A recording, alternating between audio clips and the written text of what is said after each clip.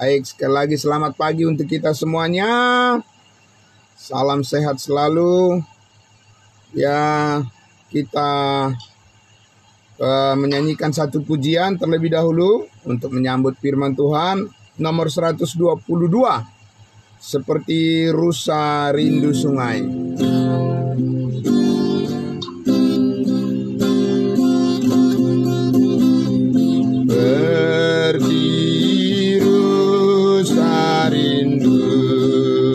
Sungai, jiwaku rindu Engkau,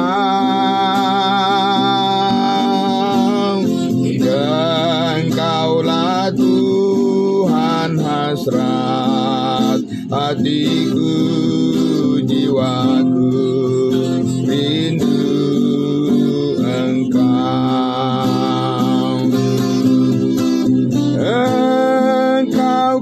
kekuatan dan perisaiku, kepadamu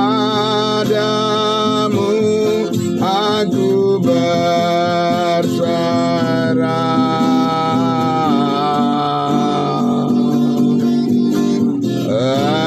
Engkaulah Tuhan hasrat hatiku, ku rindu menyembahmu, Yesus.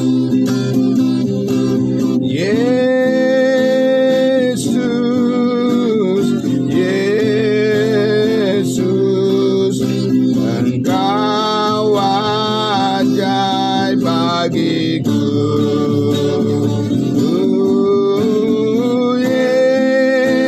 Yesus, Yesus, Kau segalanya bagiku. Kau segalanya bagiku.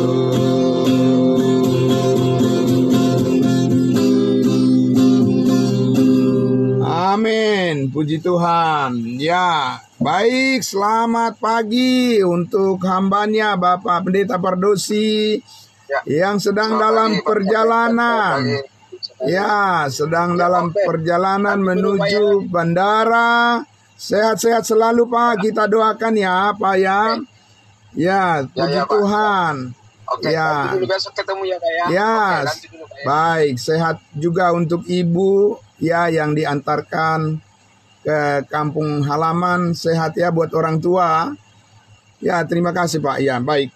Oke, mari kita ya berdoa untuk firman Tuhan. Kita berdoa. Bapa di dalam surga, terima kasih Tuhan Yesus. Kami sangat bersyukur pagi hari ini. Di hari yang baik ini Tuhan, kami kembali lagi bersama-sama jemaat kudus-Mu ya Tuhan, orang-orang percaya-Mu ya Tuhan Yesus. Kami Tuhan Yesus telah menerima banyak berkat daripada Tuhan. Dan pagi hari ini nyata kasih-Mu lagi kepada kami. Kami ingin menyambut hari yang baik ini Tuhan, oleh karena penyertaan kasih Tuhan bagi kami semua. Terkhusus untuk hamba-Mu, Bapak Pendeta Pardosi, yang sedang dalam perjalanan saat ini menuju bandara, di mana beliau ingin mengantarkan ibunda yang terkasih, orang tua beliau yang akan kembali ke kampung halaman. Dan kami percaya penyertaan Tuhan akan selalu ada, baik dalam perjalanan di darat maupun di udara, sampai tiba Tuhan mereka di kampung halaman tidak kekurangan suatu apapun. Penyertaan kasih Tuhan, perlindungan Tuhan, mereka sehat selalu. Ya, kami bersyukur ya Tuhan Yesus. Kami percaya karena ada Tuhan yang menjadi andalan yang melindungi perjalanan mereka. Terima kasih sekali lagi. Tuhan memberkati perjalanan mereka. Terima kasih Tuhan Yesus atas penyertaan-Mu. Bapa dalam surga, pagi hari ini Tuhan kami menyambut kebenaran firman-Mu yang sangat luar biasa Tuhan. Menyertai kami semua, memberkati kami semua, dan menguatkan kami hamba-Mu dan para jemaat yang Tuhan sudah siapkan untuk senantiasa dengan penuh rela hati mereka Tuhan menyambut kebenaran firman-Mu. Diberkati semuanya. Di dalam nama Tuhan Yesus kami berdoa. Haleluya. Amin. Amin. Ya, puji Tuhan, saudara-saudaraku. Amin. Ya, terima kasih Bapak Pendeta Pardosi. Oke. Ya, baiklah saudara-saudaraku yang dikasihi Tuhan Yesus. Kita kembali lagi akan bersama-sama membaca lagi dari kebenaran firman Tuhan di Roma pasalnya yang ke-11.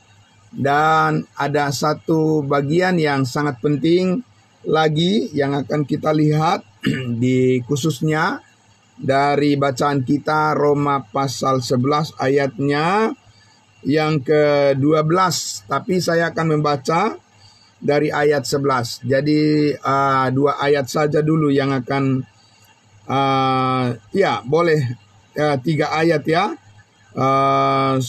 Saya bacakan dari ayatnya yang ke-11 sampai ayatnya yang ke-13. Oke. Ya, demikian firman Tuhan. Bapak Ibu Saudara bisa mendengarkan dengan baik. Ya, Roma pasal 11 ayat 11 sampai ayatnya yang ke-13. Demikian firman Tuhan. Maka aku bertanya, adakah mereka tersandung dan harus jatuh? Sekali-kali tidak, tetapi oleh pelanggaran mereka, keselamatan telah sampai kepada bangsa-bangsa lain, supaya membuat mereka cemburu. Sebab jika pelanggaran mereka berarti kekayaan bagi dunia, dan kekurangan mereka kekayaan bagi bangsa-bangsa lain, terlebih-lebih lagi kesempurnaan mereka. Mereka. Siapa mereka di sini? Ya, begitu Bapak Ibu ya. Dan tentu kita sudah tahu itu adalah berbicara tentang bangsa pilihan, yaitu bangsa Israel. Mereka, ya, bukan kita, tapi mereka. Nah, Bapak Ibu Saudara yang dikasihi Tuhan Yesus, ya, pada pagi hari ini saya ingin kita memahami ya dengan lebih baik lagi tentang 2 kelompok ya di dalam Alkitab ini, 2 kelompok manusia di dalam rancangan Allah, dalam rencananya, yaitu bangsa Israel yang disebut dengan bangsa pilihan versus bangsa-bangsa lain yang bukan bangsa pilihan. Di mana posisi kita? Posisi kita adalah di pihak kelompok bangsa-bangsa lain. Dan Bapak Ibu Saudaraku yang dikasihi Tuhan Yesus, ya, di dalam Alkitab ini berulang-ulang kali dinyatakan, berulang-ulang kali disampaikan, ya, bahwa ada 2 kelompok yang berbeda. Ya, bukan sama, berbeda Bapak Ibu Saudara.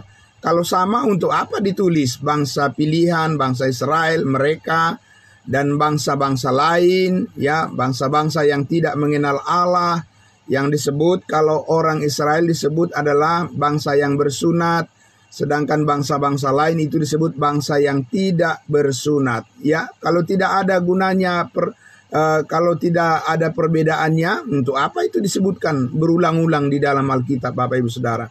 Bahkan Paulus sendiri itulah yang dia nyatakan di sini, mereka, ya, orang bangsa Israel, bangsa pilihan, dan kita sebagai bangsa-bangsa lain, ya. Kita lihat juga di ayatnya yang ke-13 itu, bahkan Paulus mengatakan, ayat 13 tadi dikatakan, aku berkata kepada kamu, hai bangsa-bangsa bukan Yahudi. Nah itu ya, bangsa Israel adalah bangsa Yahudi. Dan kita adalah bangsa lain dan disebut juga bangsa bukan Yahudi. Jadi kelompok yang berbeda Bapak Ibu Saudara ya. Aku berkata kepada kamu, hai bangsa-bangsa bukan Yahudi, justru karena aku adalah rasul untuk bangsa-bangsa bukan Yahudi. Diulang lagi. Paulus adalah rasul untuk kita, bangsa bukan Yahudi. Aku menganggap hal itu kemuliaan pelayananku, kata Paulus. Jadi Bapak Ibu Saudaraku yang dikasihi Tuhan Yesus, bagaimana sebenarnya kita memaknai ya dengan baik, memaknai dengan benar ya istilah atau terminologi ya bangsa pilihan bangsa Israel dengan bangsa-bangsa lain ini. Ya, Bapak Ibu Saudaraku yang dikasihi Tuhan Yesus, kalau kita tidak memahami hal ini berdasarkan program Allah, maka akan terjadi kemungkinan besar adalah pencampuran, ya, pencampuran dan terjadi kekacauan, ya, pemahaman terhadap rencana Allah, ya, mengenai ya kerajaannya, ya, mengenai rencana Allah, yaitu untuk tujuan Allah bagi dua kelompok ini, ya, antara tujuan Allah di surga dan di bumi. Ya, ulang sekali lagi, tujuan Allah di surga dan di bumi, untuk surga dan bumi. Nah, saya ingin ya mengajak kita untuk melihat bahwa ya Bapak Ibu Saudara, bahwa dua program Allah ini ya antara surga dan bumi itu sudah dinyatakan oleh Allah pada bagian ayat pertama Alkitab. Ya, pada bagian ayat pertama Alkitab dari Kejadian pasal 1. Mari kita lihat Kejadian pasal 1 ayat 1. Ya, luar biasa. Kejadian 1 ayat 1. Ya, selamat pagi juga untuk saudara kami dari Manado, ya. Untuk saudara kami Ripo yang sangat setia mengikuti program kita di pagi hari ini. Ya, mari kita lihat di dalam Kejadian pasal 1 ayat 1. Ya, saya akan membaca untuk kita, saudara-saudaraku, Kejadian 1 ayat 1. Oke. Ya, dikatakan di sini, pada mulanya Allah menciptakan apa? Menciptakan langit dan bumi. Nah, itu pada awalnya, pada mulanya rencana Allah untuk dua program ini, yaitu untuk langit dan bumi, di atas dan di bumi. Ya, itu yang sangat luar biasa. Ya, dan kita akan melihat Bapak Ibu Saudaraku, ya, di dalam kitab pertama, kitab Kejadian ini, ya, ini disampaikan rencana Allah, dan juga di kitab yang terakhir dalam Alkitab ini, dalam urutan Alkitab 66 kitab, yaitu kitab Wahyu, ya, itu juga disebutkan tentang langit, ya, dan bumi. Langit baru dan bumi yang baru. Nah, mari kita lihat di dalam kitab Wahyu. Ya, itu ajaibnya, luar biasanya. Firman Tuhan itu menjelaskan tentang rencana Allah dari semula dengan konsisten.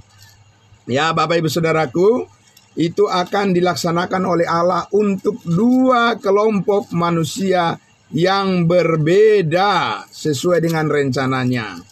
Ya, di surga, di atas, maupun di bumi di bawah. Kita lihat di Wahyu pasal 21, saudaraku, ya. Wahyu pasal 21.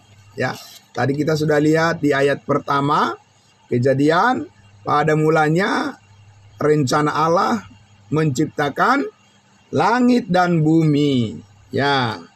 Sekarang Bapak Ibu, kita akan lihat pada akhirnya nanti di kekekalan, ya, pada masa yang akan datang, dia di akhir zaman, katakan begitu, ya. Dikatakan di ayat 1 Wahyu pasal 21. Lalu aku melihat langit yang baru, nah, dan bumi yang baru. Itu, ya. Sebab langit yang pertama dan bumi yang pertama telah berlalu dan laut pun tidak ada lagi. Nah, itu jadi luar biasa, ya.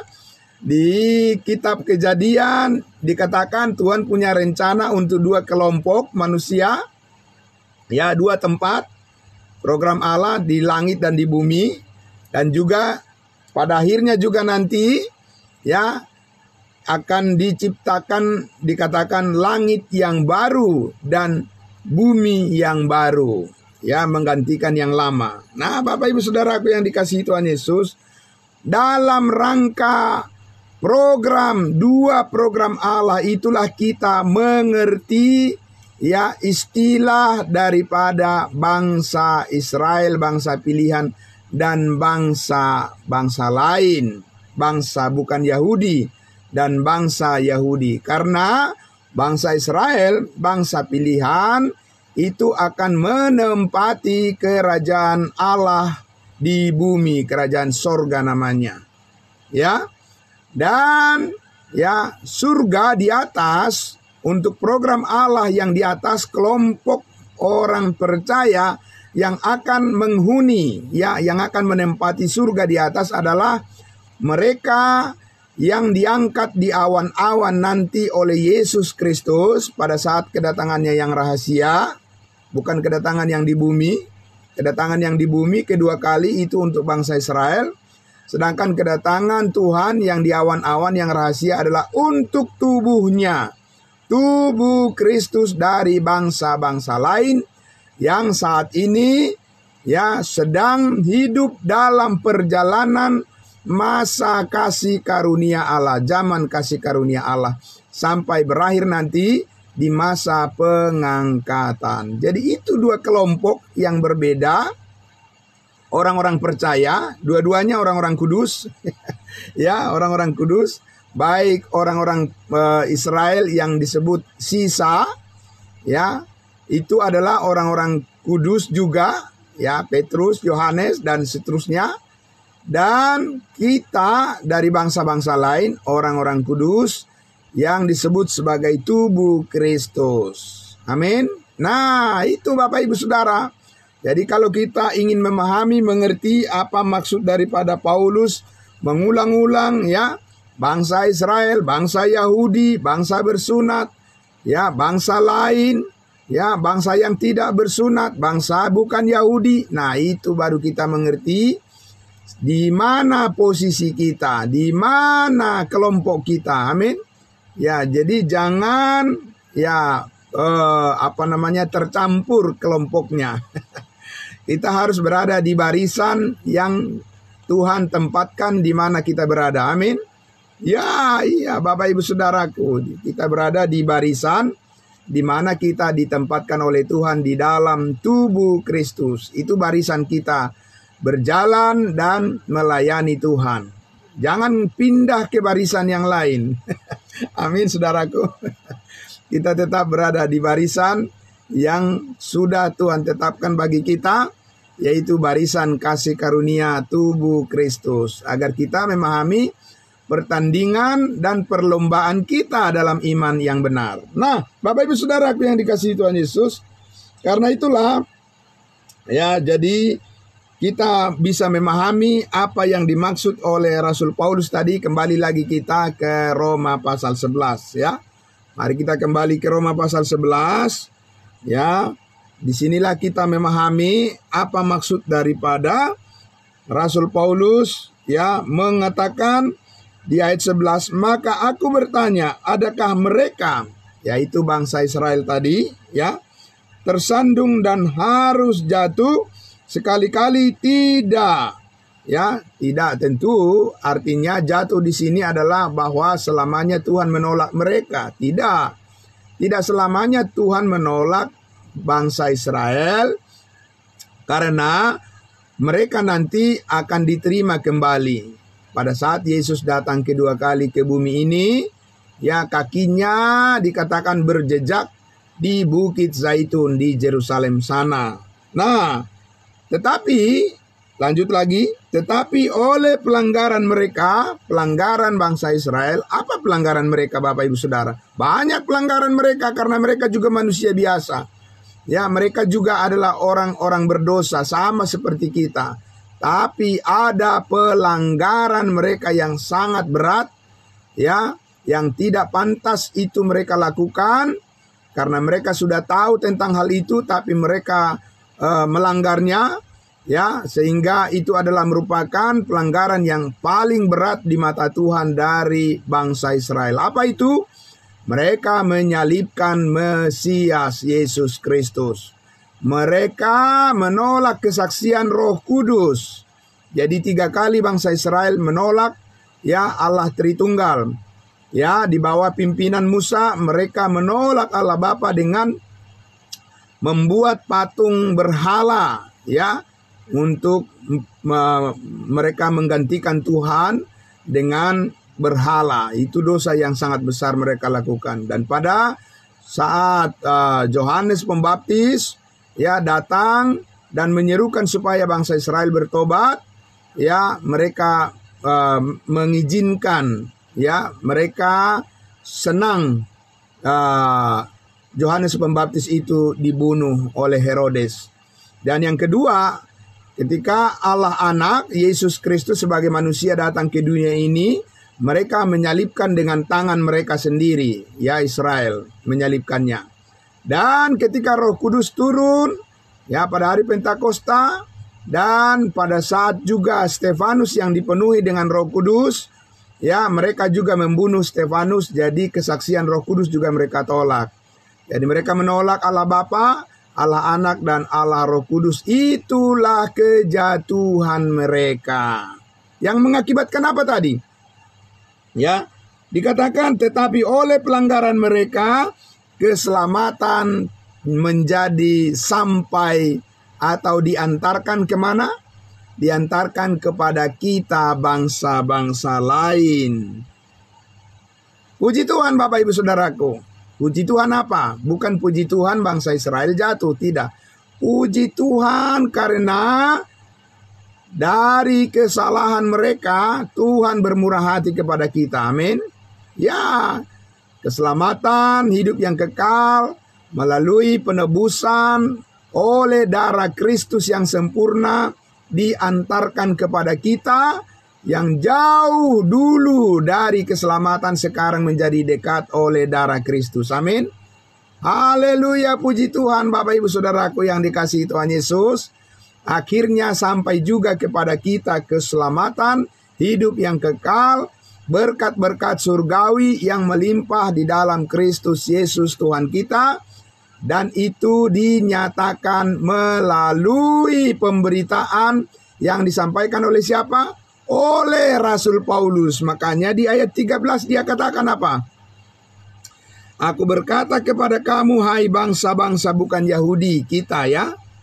Justru karena aku adalah rasul untuk bangsa-bangsa bukan Yahudi. Nah itu, jadi Petrus tidak boleh mengatakan ini. Ya, Yohanes tidak bisa mengatakan itu. Ya, Yakobus tidak bisa mengatakan bahwa dia adalah rasul untuk bangsa-bangsa lain. Tidak bisa, Bapak Ibu Saudara. Karena apa? Karena Tuhan memilih 12 rasul, ya, itu untuk menjadi rasul bagi bangsa Israel. Ya, bagi bangsa pilihan. Bapak Ibu Saudara, jadi di sini kita harus memahami dua program Allah yang berbeda untuk kelompok, ya, orang-orang kudus yang berbeda, sehingga kita harus berada di barisan kita. Amin. Ya, jangan pindah-pindah ke barisan orang lain. Saudaraku, itu namanya pelanggaran itu, ya kan? Ya, kita harus berada tetap di barisan, ya, barisan Paulus, yaitu barisan tubuh Kristus, di mana kita sekarang sedang diberkati dengan berkat yang berlimpah-limpah dan berkat yang sempurna oleh pencurahan darah Kristus. Segala dosa kita diampuni sekali untuk selama-lamanya. Nah itu Bapak Ibu Saudaraku ya. Jadi karena itu saudaraku, kenapa ini perlu ditekankan?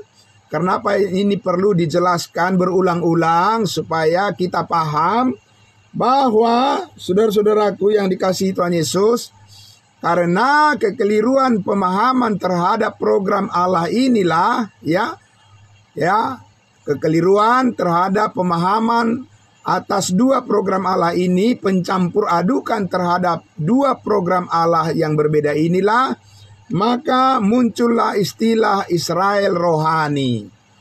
Kata mereka bahwa kita ini sudah bangsa-bangsa lain sekarang menggantikan bangsa Israel untuk mewarisi perjanjian-perjanjian Allah kepada Israel di masa perjanjian lama dan masa perjanjian baru, ya. Benarkah demikian Bapak Ibu Saudara? Tidak. Kita bukanlah Israel dan kita adalah tubuh Kristus. Amin. Kita tidak akan pernah menjadi Israel. Israel adalah Israel.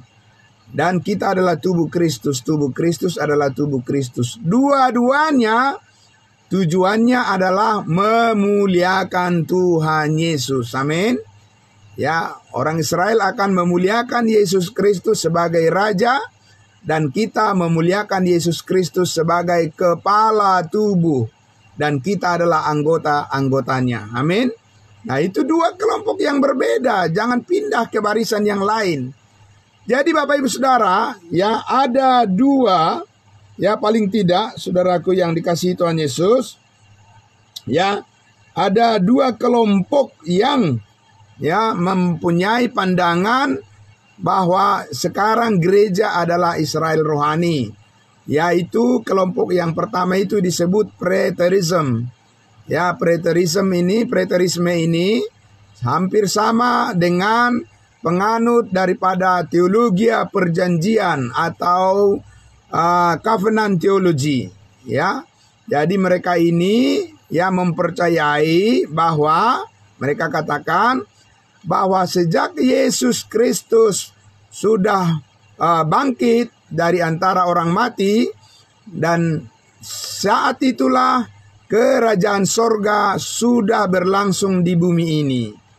Ya, sejak bangsa Israel ditolak, maka ya kerajaan sorga sudah dijalankan oleh Tuhan di bumi ini, dan Yesus Kristus menjadi Raja. Begitu Bapak Ibu Saudara katanya.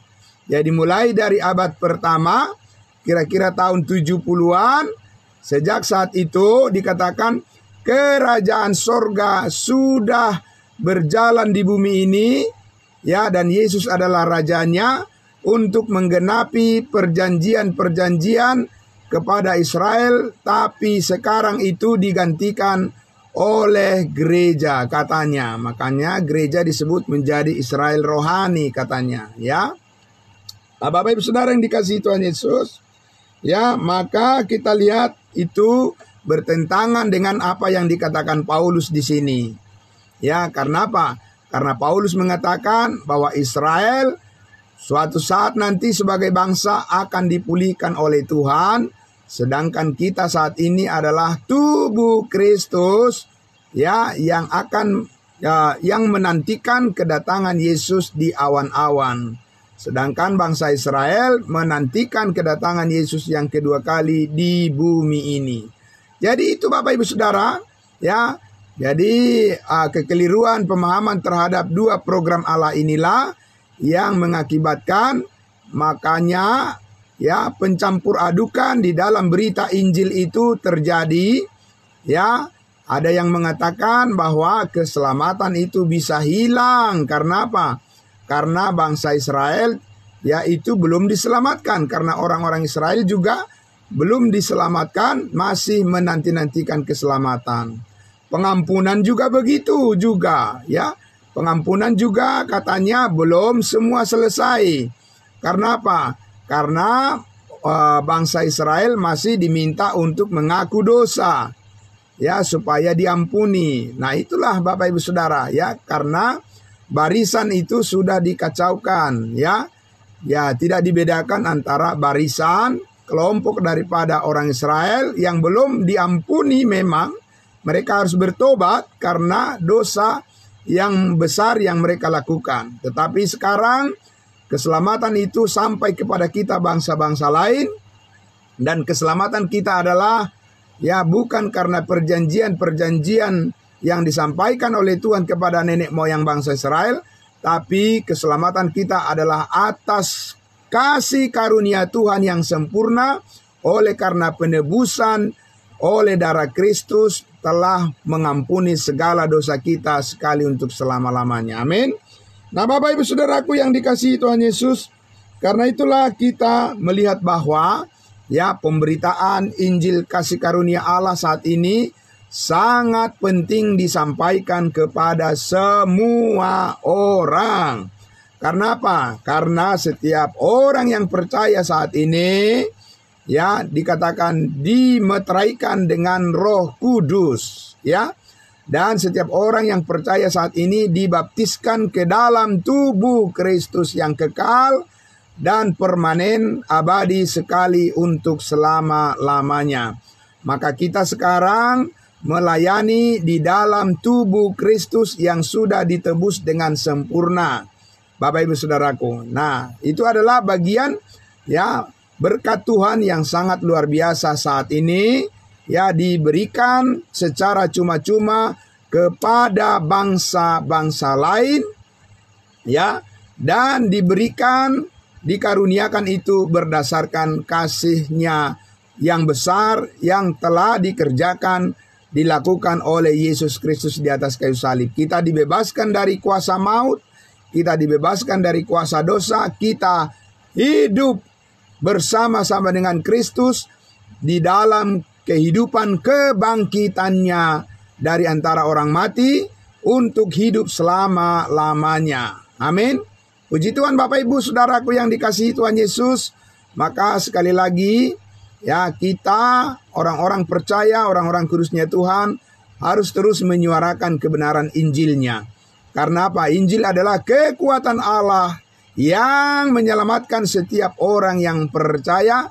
Sebab di dalam Injil itu nyata kebenaran Allah, yaitu yang bertolak dari iman dan memimpin kepada iman. Puji Tuhan Bapak Ibu Saudara, demikianlah firman Tuhan yang sangat luar biasa pada pagi hari ini memberkati kita, sehingga kita mengerti posisi kita dalam hal kita berlari sebagai pelayan-pelayan untuk melayani tubuh Kristus. Saat ini kita sangat diberkati oleh Tuhan. Besarlah upahmu di sorga.